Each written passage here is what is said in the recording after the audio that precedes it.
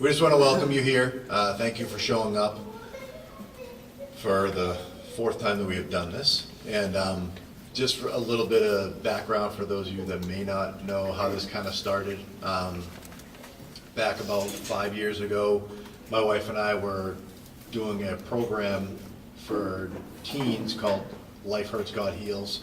It was a like a 12-step overcomers program, more or less. And one of the weeks we were there, my wife had her group of girls in the class, and one of the topics they just started talking about was self-injury. And a lot of the girls were just kind of saying, you know, like nobody understands it, like nobody knows what we're dealing with. And so my wife kind of somewhat jokingly said, hey, let's just do an awareness walk for it. And here we are. So it's just, some of the stories that we've heard are just kind of are amazing. Some of the things that people kind of go through, it just, I guess, blows you back. This year, one of the things that we've tried to do with this whole organization is a lot of people, when they think of self-injury, they think of strictly just cutting. For us, we kind of look at it in a broader spectrum, because if somebody deals with alcoholism, they self-injure themselves in one way or another. Somebody deals with drug addiction, or if somebody deals with an eating disorder. All of those, in our eyes, are forms of self-injury, because you're physically harming yourself. So our speakers this year, John and Carrie Scala, who they have an amazing testimony to share. It's an unfortunate one, but it's one that they really have on their heart, and that is, it's amazing to hear them speak.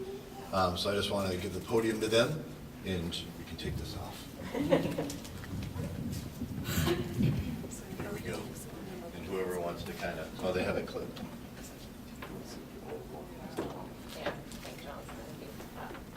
There you go. That's okay.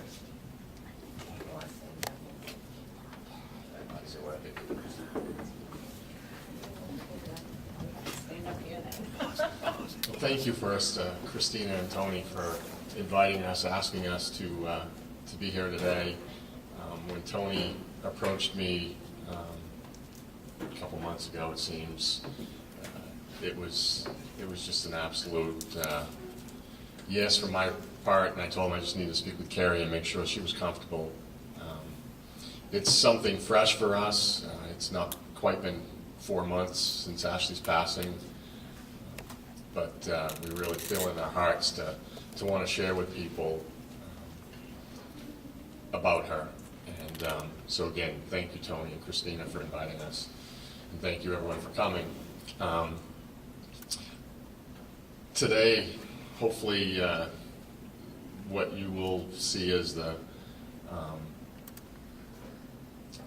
underlying importance for us, for people to know about our faith, hope, and love. And it starts for me going back to when Ashley was incarcerated, in one of the visitations that I had with her in February of 2011. Carrie had just met with her the week before, and she had accepted Jesus Christ into her life, which was an answer to prayer for us, knowing that that was the most important thing to us as parents with Ashley and her health, and her condition was an assurance as best we could know, to know about her salvation and her future, her eternity.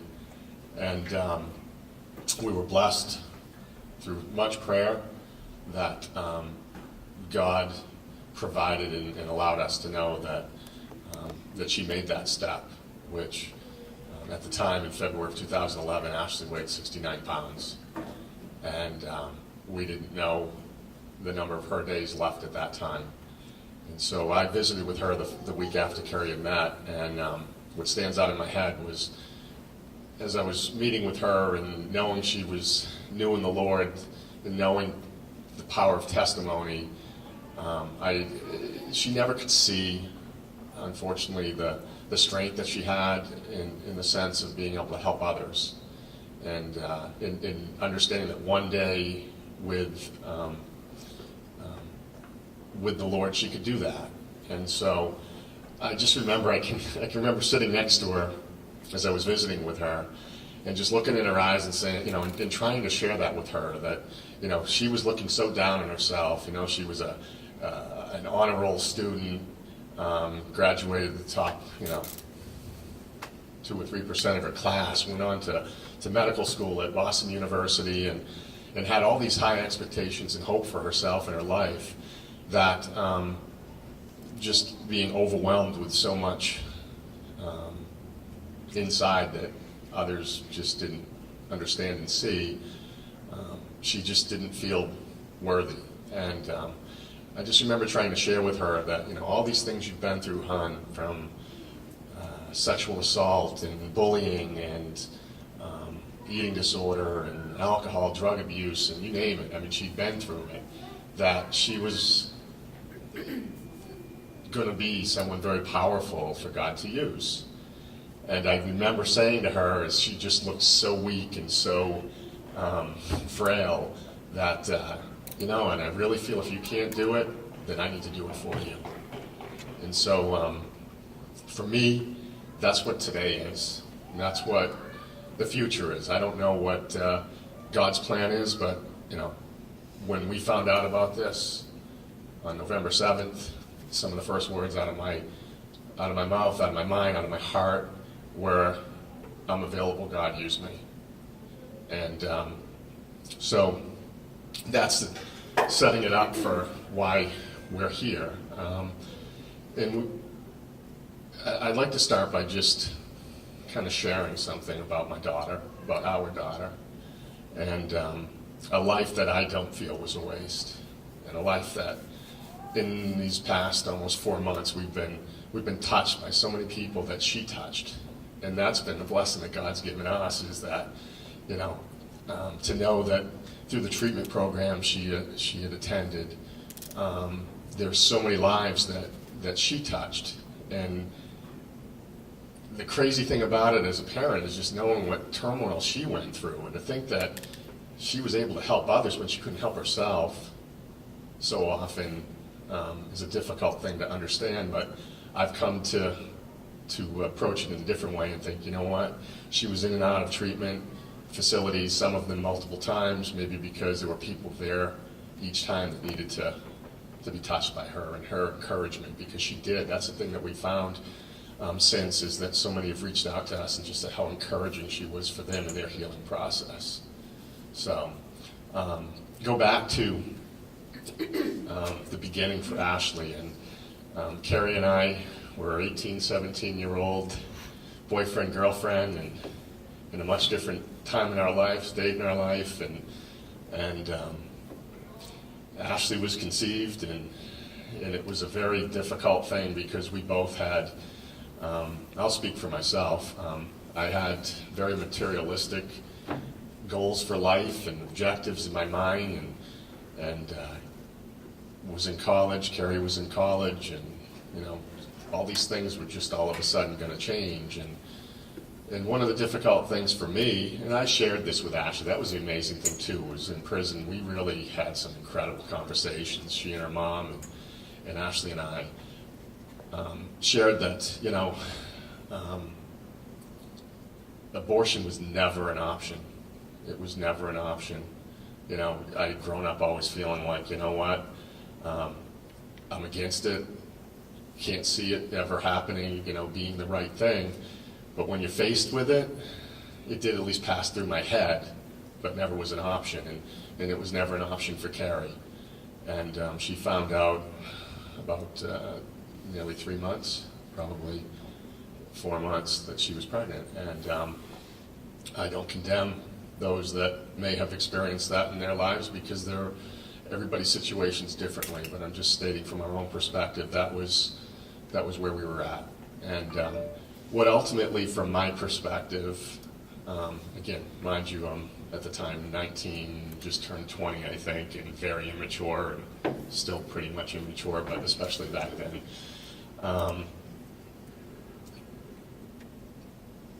We went down a path of exploration. You know, I think that Carrie's mom was great about pointing out to Carrie that she had options, that there were there were things out there that should look into, and at least, have everything out on the table. And one of those was adoption, which I'd never had thought of. And so we started down that path, and ultimately I shut down. I just continued living my life my way and pretty much abandoned Carrie for the most part in that time, and especially when it just, perceived or not from my perspective, seemed like, that's where we're going, and what's the sense in getting close? Well, fast forward in April of 1986, I got the call from Carrie that she was going into labor, and I went to the hospital to be with her. We had gone through Lamar's class together, and when Ashley was born, it was just different. It was the first girl in my side of the family in over 20 years. There had been a half dozen, probably, boys of my generation, and even nephews that were born before Ashley came in. And I'll never forget, because I think it was the next day, we were all lined up for adoption, and the next day, the woman from was it that day? From the adoption agency walked in, and we're all ready to go, and all you need to do is sign the papers. And we had talked briefly, and so she said that, and I just looked at her and said, we're not going through with it. And she just, we'd been counseling with them for weeks, if not months, and she said, well, what changed? And my simple response was, she was born. And I don't know the family that was potentially there in the hospital to take her in adoption that day.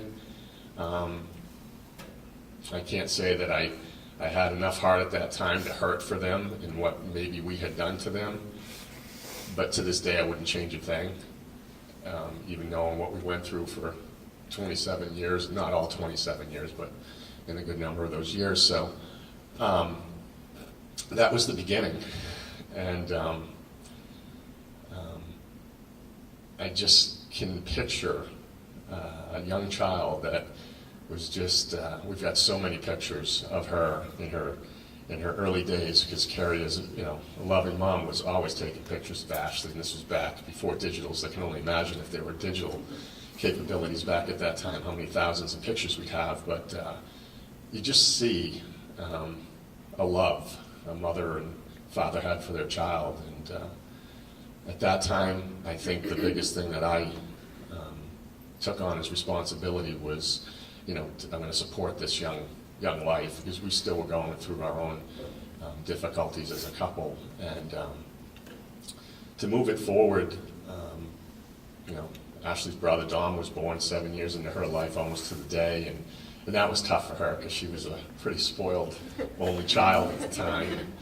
But she ultimately, I think, as a young, 7 till Dom was probably 3 or 4, she was a pretty loving sister, and they did a lot of things together that Dom may not remember. But it wasn't until she got into probably the end of elementary school, and she started, I'll never forget, going into 5th grade.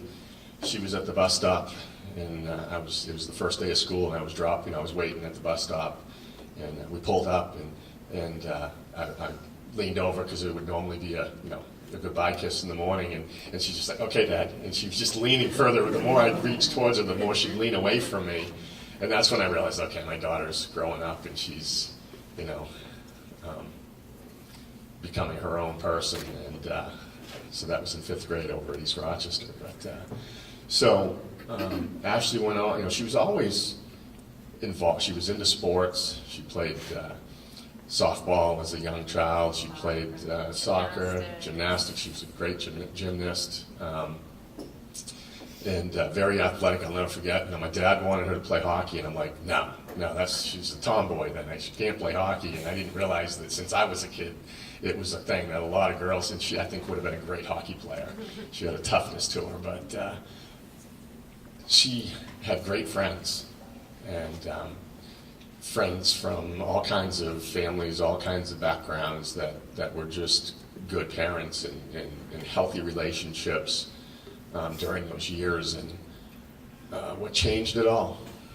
Going into her 8th grade year, it was August of 1999. She was staying at a friend's house, a friend who we knew the family pretty well. We felt safe with her being there. And I don't even remember how I found out, but older brother of a friend sexually assaulted her.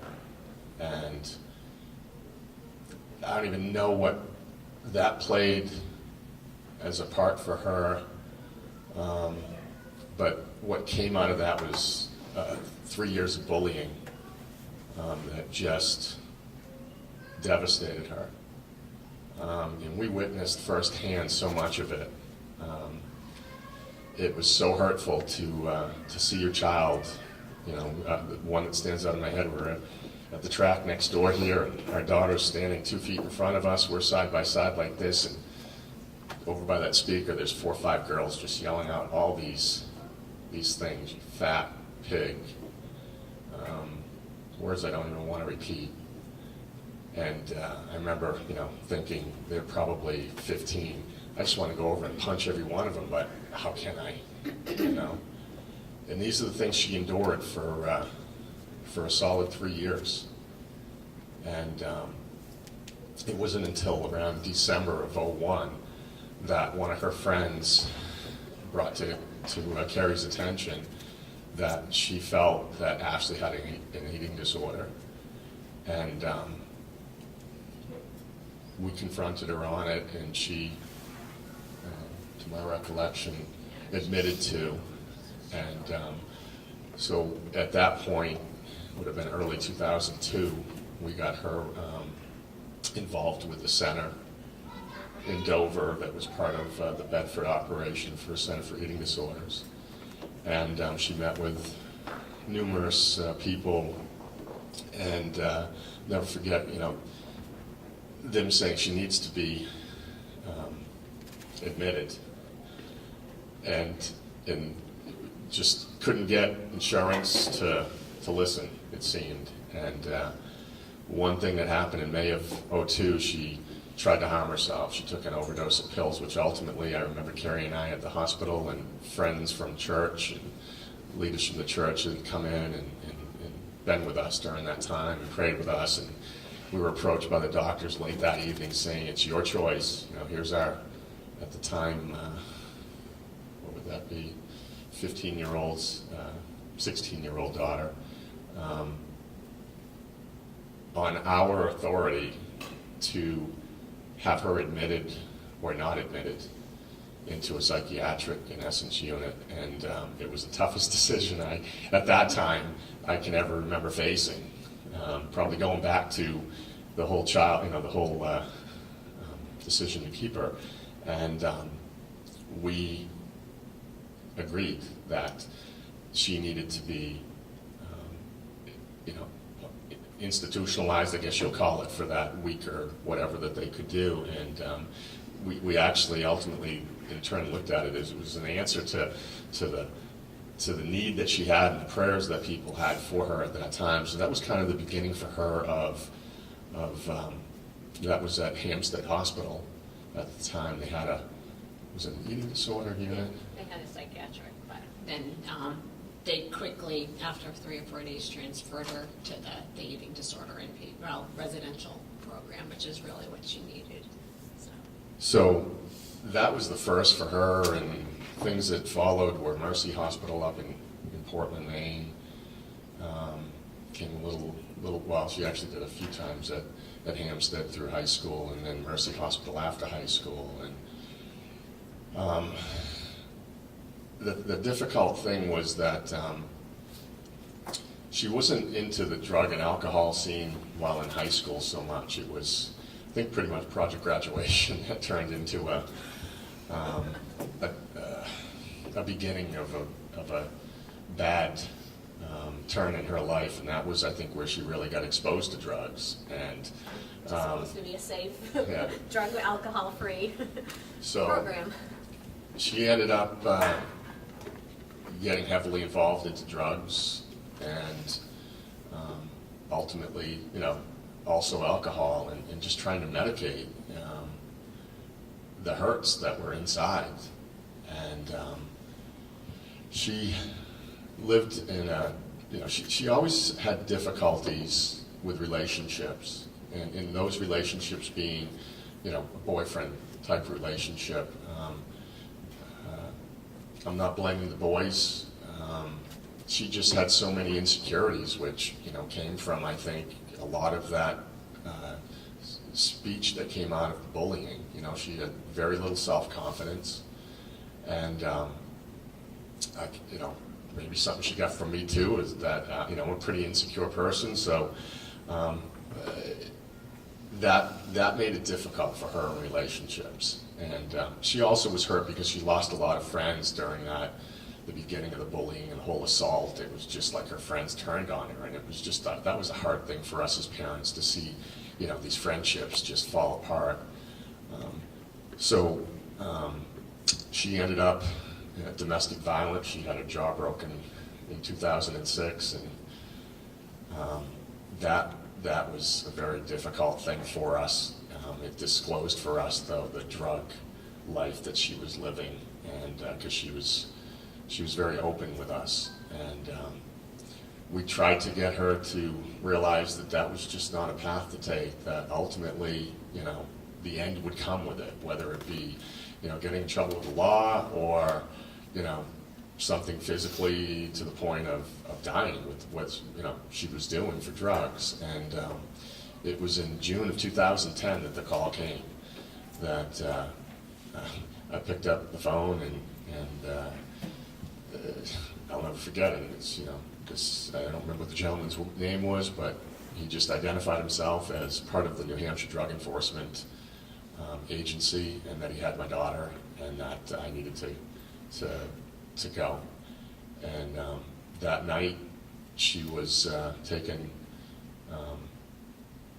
She was pulled over, and they were identified as major distributors in the area of OxyContin, and that was, the thing that we had feared for her, and that led down a completely different path. It led to her being incarcerated in Stratford County for 2 months before Carrie finally said, look, we need to get her out of there or she's going to die, because at that point she was down to about 80 pounds in their care. And it was the first experience that I recall of the potassium issue, where her heart, that's where, had always heard that, this disorder could kill her,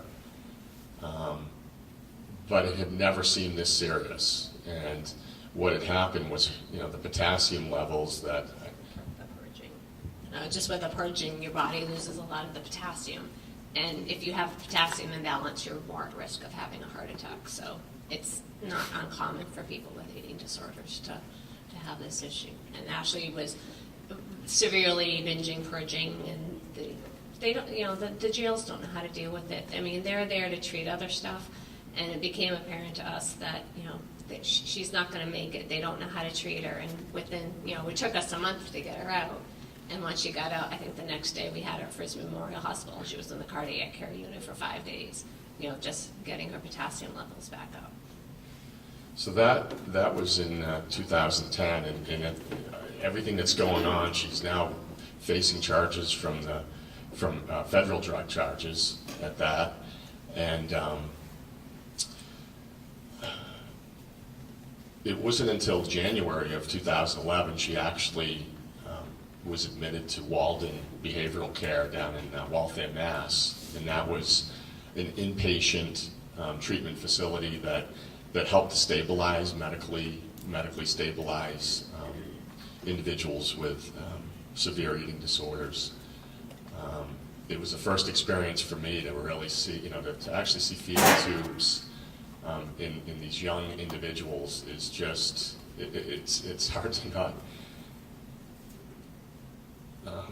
walk away from there with hurt and sadness for individuals. Because as the disease is explained, it's so much an internal And the outward expression, as I understand it, of is to try to, you know, be able to show others how they feel internally. And it's still, I mean, we dealt with it for 14 years in our life, and as much as I think I understand about it, I know nothing in so many ways about it. And so she was there. She transitioned to Cambridge facility, and she got out of that, appeared to be healthy, and the alcohol at that point in 2011, early 2011, spring of 2011, really became the issue in her life. And to the point where she got pulled over for a DWI and ended up, right, it was one of those moments where she had just pleaded to her federal drug case in the fall. That was on a Thursday, and the following Monday she got pulled over by New Hampshire State Police for driving while intoxicated and blew a .22. And we were just thankful she didn't harm anybody. But that was the beginning of motions that ultimately got her reincarcerated now, until she was facing her sentencing in September of 2011. So the whole time we were led to believe that, maybe she'd face a couple of years and most of it suspended, and get, the government knew about the severity of her eating disorder and her health and her mental health, and they really seemed to be working with us as best they could and listening to us. And there was one medical facility in the country for women within the Bureau of Prisons, federally speaking, and it was down in Fort Worth, Texas. And our hope was that this would be an answer to, again, prayer that was needed for Ashley and getting help that she needed. And everything got turned upside down on September 19th of 2011 when we sat in a courtroom over in Concord, and the judge laid the sentence down at 45 months, and our hearts just broke. Because we didn't know if our daughter was strong enough to make it through that. And I'll never forget, she was closer than distance-wise than any of you folks here, and just being powerless as you see your daughter taken away. That started, she actually was in Rockingham County at the time. We got to visit with her for about a month before they finally moved her to Texas. And we had all this hope that, okay, this is going to be the help that she needs, and we'll get through this. And it wasn't long, because that was late October, and as I said, when I started this, it was February of 2012 when Ashley was near death, and we saw her because we had visited as a couple in January, and then she had lost privileges. I mean, she was stealing roommates' food and eating and binging, and I'm thinking to myself, how can you steal from people in prison? You're trying to get killed, But just again, it's the illness, it's the sickness that she was experiencing, and they were taking privileges away from her, and they just didn't understand it. I mean, she was, in essence, the severe of the severe, and they just didn't know how to deal with it. And the reason I went down as quickly as I did after Carrie was that it was probably around the 6th or 7th of February that year that the government determined that, we need to get control of treatment for her. And what that meant was they needed to have the authority to force feed her. In essence, she could choose to not eat, to not, be nourished. And I went down to sit in a courtroom, U.S. District courtroom, and I'll never forget, because it was the day before. It was on a Wednesday. Carrie and I had just met with attorneys up here in Dover, New Hampshire, some of the biggest attorneys in the state, trying to, we were doing the law work that others in the law industry just were clueless to, it seemed, but we were trying to find any method, way, shape, or form to help our daughter through this situation. and just, attorneys are just like, look, there's nothing we can do. You got no case. And the phone call came in, and next thing you know, Ashley wants, Dad to be in court that next day, and it worked out. It was crazy how it worked out. I don't think she knew. But she wanted me to be there, but she didn't know I was going to be there. Yeah. So I get down there, I walk into this courtroom, and, the only thing I knew was that the friends, we had been introduced to some folks that used to be at church with us up here that now had moved to Fort Worth. He picked me up, brought me to the courthouse, and it was the two of us, and just he and I, and then I met her attorney who was court appointed there, and the first thing when he shakes my hand says, I'm going to put you on the stand. I'm like, I just got off the plane a half hour ago. What are you talking about? And I'm standing there, and all of a sudden, 6 suits walk in, and it's all the prison administration, attorneys, and I'm just like, here I am. He's got to get me a tie out of his office so I can sit on the stand, and I had just the night before, because I'd been warned about this judge. The night before, I had Googled and looked up this judge who was 81 years old, and if you looked at him, he looked like Ronald Reagan, and I heard that he hated attorneys and he hated the government.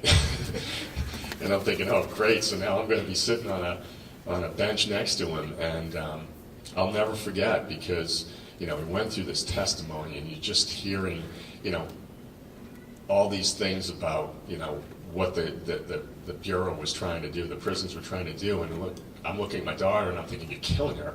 I mean, she walked in, and I forgot to tell you, she walked in with 2 large marshals on each side of her, shackled hands and feet. And this girl was 69 pounds. I'm like, she doesn't have enough energy to lift her feet up. She's not going to run away from you. And but those are Bureau standards. Those are the guidelines. If you're outside the prison, you need to be. And I'll never forget sitting on that stand and the U.S. District Attorney grilling me, and I'm saying what they're doing wrong from our years of experience in dealing with this disorder, and he asked me, Mr. Scalia, are you a doctor? And I said, no, I'm not, but I've lived with someone who suffers from an eating disorder for, at that time, 12 years, and as family members, you were part of their care team. So, in essence, I was saying, I know more than your staff does, obviously. And so the judge, his just matter of fact was, look, this girl's going to die if she doesn't get help. And you haven't, being the prison, shown us anything that you can care for her. But I have no choice other than to give them the authority to force feed her. And I remember being so mad and leaving that courtroom and looking at the folks from the Bureau and the U.S. Attorney's Office, and pointing at every one of them and telling them, you don't care about my daughter. And just being so angry. And the end result was they kept her alive for that time, because it seems very cruel and inhumane how they did. She was chained to a bed for 23 and a half hours a day, hands and feet, so that she couldn't pull the feeding tubes out of her. She was cut off from any communication with her mom or I. They took everything away from her. And it was probably a 3 or 4 week period of her life that she'd often said she just, as much as she could, put it out of her mind, out of her memory. They kept her alive, through many miracles. She ended up getting out of prison a year and a half early. And I could sit here and probably torment with, well, if she was still in prison, she might still be alive. But there's so many what ifs. And it's our faith that give us the ability to stand here today and to talk about it, to carry forward.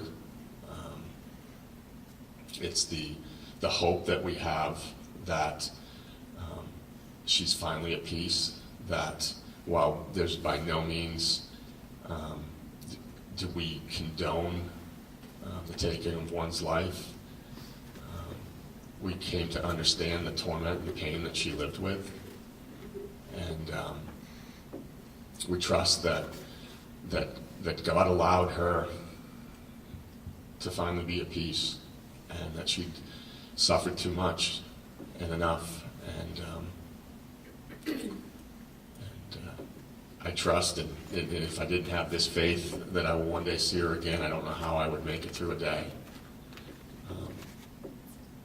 Soon after she had died, there was a part of me that's like, just take me now, Lord. If I believe what I believe, and that afterlife's a better life, then why am I still here, and why do I need to be here? And in time, I really think that, I came to the understanding and realization it's not my time, it's His time. And that the time that we have, we need to live for Him and to be of service and use to Him. And for me, that's how Ashley lives on, is through our lives, through, as I call it, the blessings that others share with us. The simple, private Facebook messages somebody sends you just saying, they're thinking about her today, that, that she impacted them in some way. That message where someone is involved with a NATA walk, and they're doing it in honor of their friend who was a support in their lives. And it's those things that help to carry us forward. And I could go on and on and on. But I guess that's where I'll stop and let Carrie take over for whatever I may have left her. Yeah, mine's a little more formal, written out, but there's lots of struggles Ashley went through. It wasn't all bad. I mean, she had a lot of great moments in her life, and we had a lot of great memories. And so I just wrote down some kind of takeaways, because what do we do with all of this? We experienced someone's hurt, been with them, supported them. So what does that mean for people who are still here, who are struggling, or maybe in recovery, maybe at various stages of recovery? Have hope. You can get better. I mean, it's not an easy road by any means, and sometimes there's times where it's going to be harder than other times, but you can recover. There's healing. And there's lots of people who want to stand by you and support you and want to see you succeed. They're your cheering team. And you're not the only one that's struggling. Don't isolate yourself and think no one would ever understand.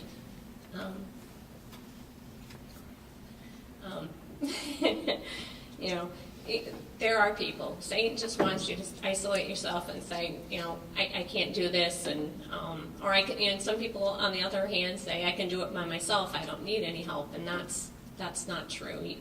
You're the one who has to do the bulk of the work, and you need to make the changes. But there are people there that love you and support you. Surround yourself with others that will listen to you, encourage you, lift you up when you're down. There'll be hard times. And have a structured support group. I mean, when I say support group, I mean that loosely. It could be just friends or family, or someone you can call at midnight and say, I'm struggling. I need just to talk to somebody. Just talk me through this. It's better to be proactive and have that there.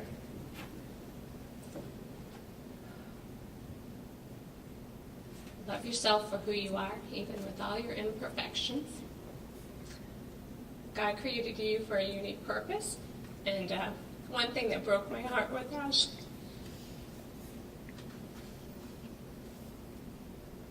not so much Ashley, but after her passing, people would say, I used to look up to her. She was perfect. She was outgoing. She was popular. Don't do that.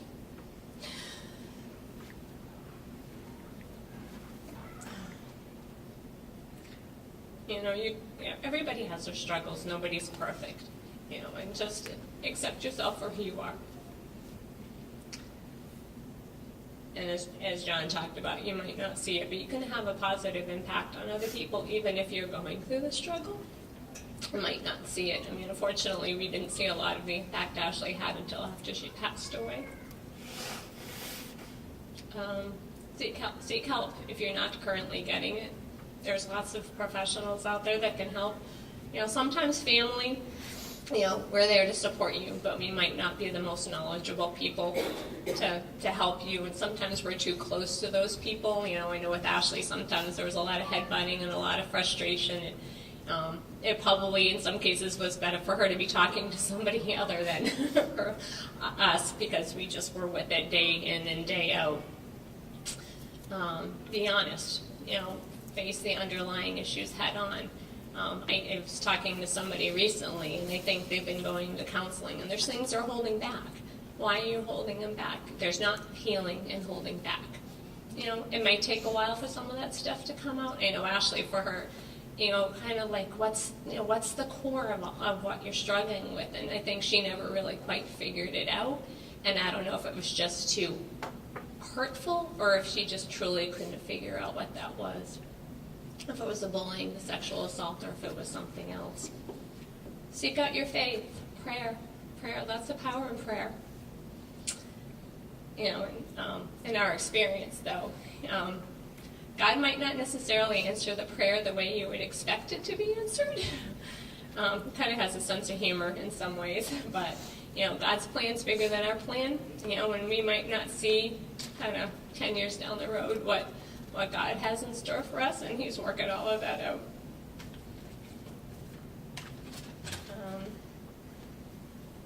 Lastly, for the friends and families of those who self-injure, self-harm, who are struggling, just be there, be supportive, don't judge, listen, don't try and fix it because you can't. In Ashley's case, I mean, that's not to say you can't have boundaries. You know, with Ashley, we had to do some tough love. It was really hard. Get educated on self-injury, self-harm. And for us, you know, we were talking on Wednesday, we went to a memorial service for Ashley. And one of the things they were asking us was, you know, do you have a support group? You know, are there people there for you? Thankfully, we could say, yeah. We have our church family, we have our family,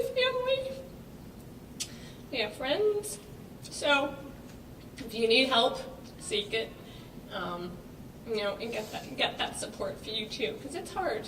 It's hard in a family. It's hard in a marriage. It's hard in your relationship with your kids.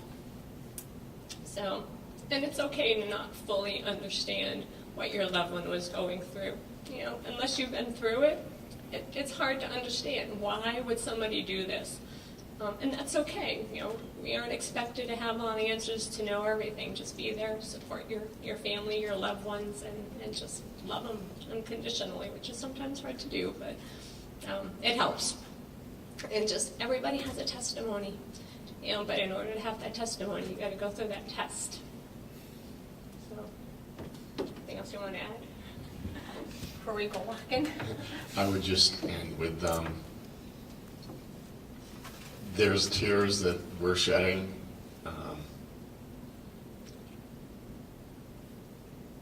I wouldn't want it any other way where we are today than to be able to share.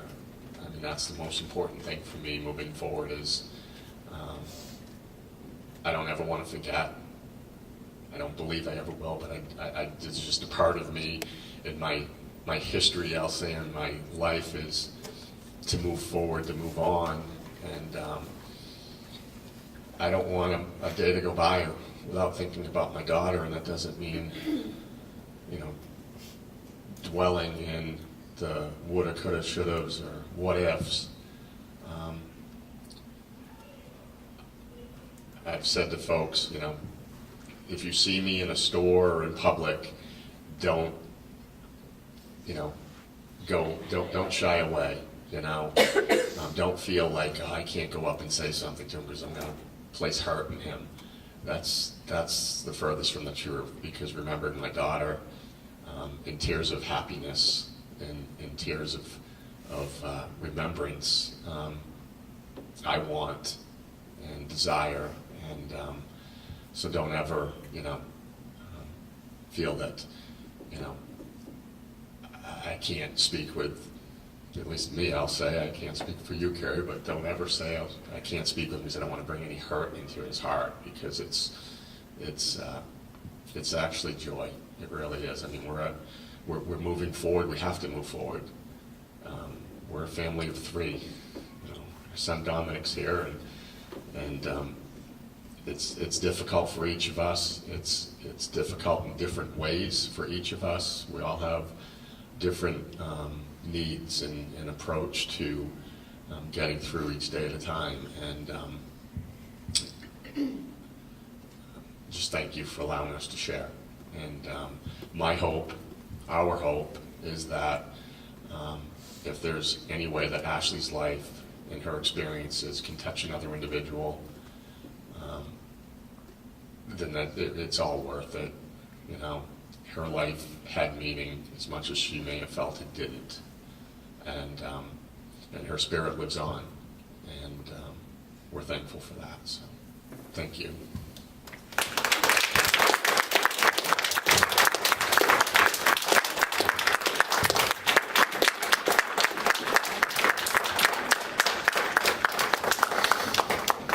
It's a crazy story. I guess I just want to put out there that, I mean, kind of like what they were talking about. I mean, the way you got, I don't know, like you guys probably didn't plan the way you spoke, but it was awesome because you gave the story of a life, and you just shared how to kind of like, how to cope with it in every perspective, and you guys just did a great job, like, coinciding that. It was awesome. Thanks. We were sort of winging it. But, didn't show, so I just want to say that, I mean, you guys, you may know an Ashley out there, or you may be an Ashley, and kind of what Carrie was saying at the end, either find help or try to find them the help, because there are people out there, and all it takes is one caring person to stand alongside of them and just to try to be there the best they can. And it's not an easy road to try to be that one person, but it's what they need. And so hopefully one of us can be one of those. What we'll do now is we'll go out these doors. We're gonna go around the building to, there's like a little triangle peak at the front of the rec center. There's like a big open field. So we'll kind of go around, go up to there, then come back by like McDonald's, and come back into the entrance over here, and then come back through the back door. What we've done in the past is, some people have just done it once. A little bit chilly today, so a lot of people may only want to do it once. But we give it the opportunity that if you want to take a couple of little treks around, however you want to do it. There is a booth over there. We had a couple people that didn't show, unfortunately. But we do have a booth over there, which is the Center for Eating Disorders out of Bedford, New Hampshire, which kind of I was sharing before. I've tried to get them here before for the previous walks, and I kind of thought it was ironic that the one time that the speakers are talking heavily about an eating disorder, that's the one time that they just happen to be here. And it blew my mind. God is amazing. And Ashley got help from them too. Yeah, and it just kind of coincides how it all worked out. And nobody knew when this was all happening. So anyway, so we'll, like I said, we'll kind of scoot out here. We'll go up the triangle, come back, come in here. People can go over to the Center for Eating Disorders booth and kind of check some things out, ask questions if you have any questions. And we have some free stuff around, just beverages and fruit and, I don't know if there's any more donuts and stuff, but, and then we'll call it a day. All right, so thank you.